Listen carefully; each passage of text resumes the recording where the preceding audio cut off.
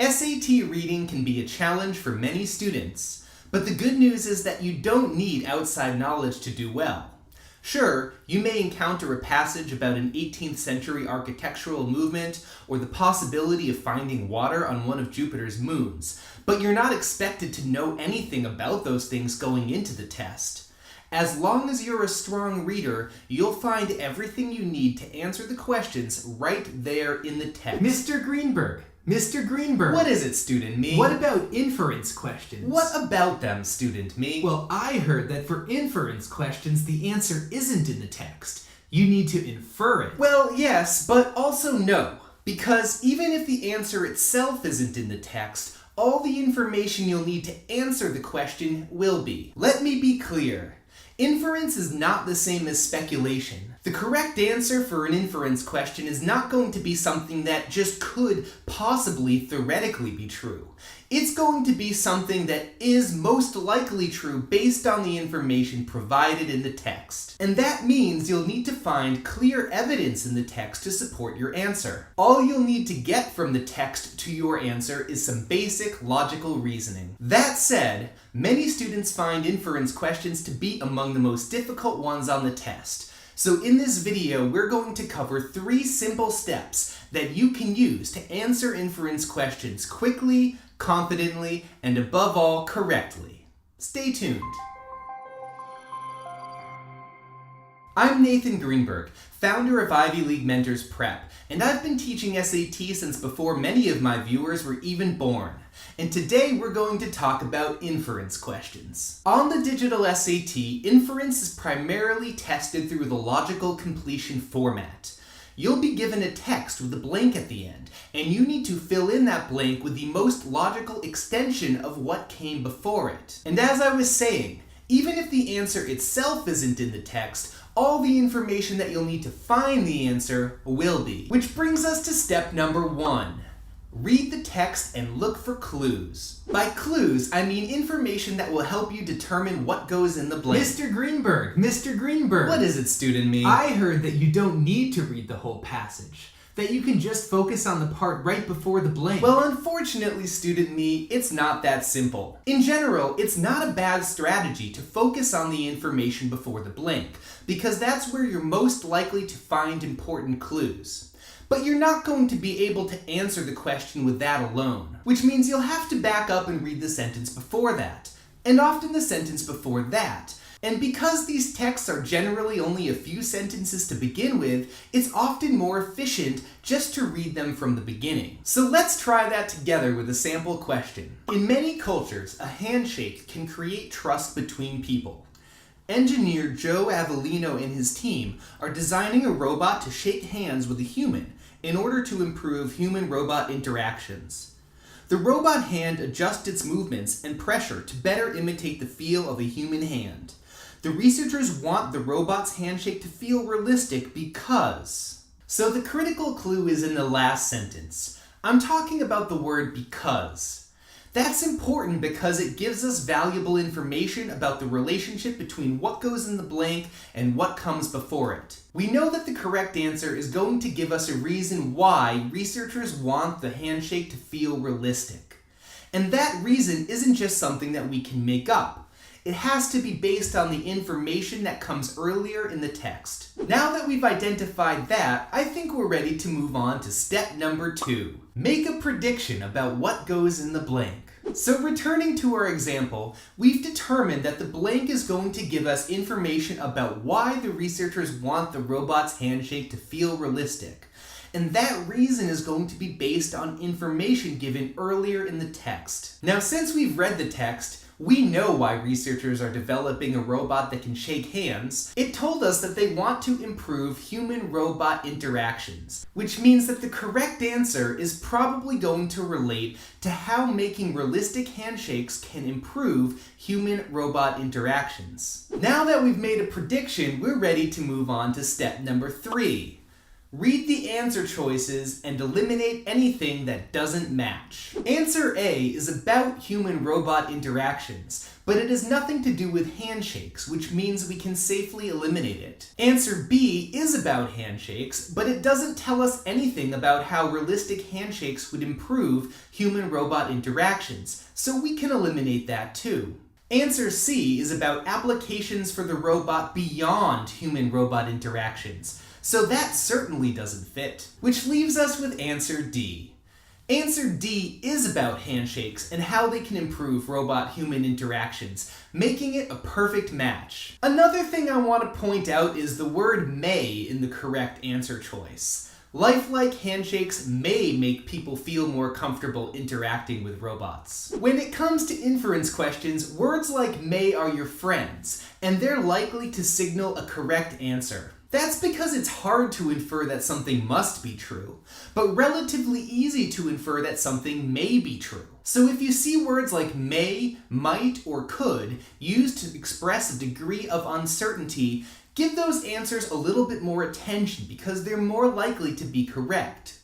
Conversely, if you see answers that use extreme language, like always or must, be skeptical of those answers because they're less likely to be correct. Now let's move on to another example. Again, we'll start by reading it and looking for clues. Adaptations to cold temperatures have high metabolic costs.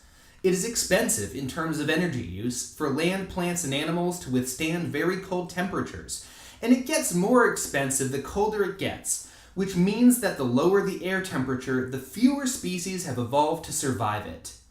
This factor, in conjunction with the decline in air temperature with increasing elevation, explains the distribution of species diversity in mountain ecosystems. You find fewer species high up a mountain than at the mountain's base because. So again, one of our critical clues is the word because.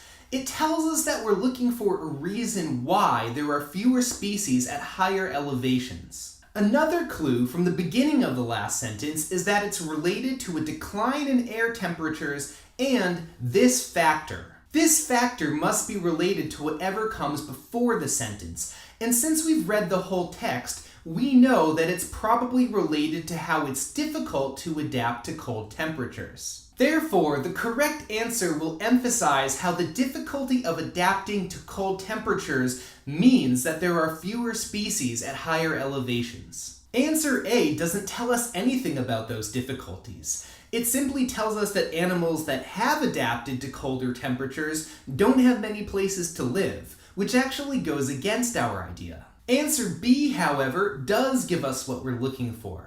It tells us that there are fewer species at higher elevations because of the difficulty in adapting to the temperatures. Therefore, it's likely to be the correct answer. But just to confirm that, let's take a look at answer C and D. Answer C does tell us about adaptations, but not adaptations to cold temperatures. It's talking about adaptations to rocky environments, so we can safely rule it out. And as for answer D... Mr. Greenberg! What is it, student me? But isn't D about the difficulty of adapting to high elevations? Well, sort of. It tells us that some elevations are too high to support life of any kind. But it doesn't tell us anything about why. And it certainly doesn't explain about how the difficulty of adapting to those temperatures makes it difficult for life. Therefore, we can safely eliminate it too. Now that we've gotten that out of the way, let's move on to another example. One that's just a little bit more challenging. Tides can deposit large quantities of dead vegetation within a salt marsh, smothering healthy plants and leaving a salt pane, a depression devoid of plants that tends to trap standing water in the marsh's interior. Ecologist Catherine Beheshti and colleagues found that burrowing crabs living within these panes improve drainage by loosening the soil, leading the panes to shrink as marsh plants move back in. At salt marsh edges, however, crab-induced soil loosening can promote marsh loss by accelerating erosion, suggesting that the burrowing action of crabs blank. Now, one obvious clue is the phrase suggesting that, which tells us that whatever comes in the blank is going to be an extension of the idea immediately before it.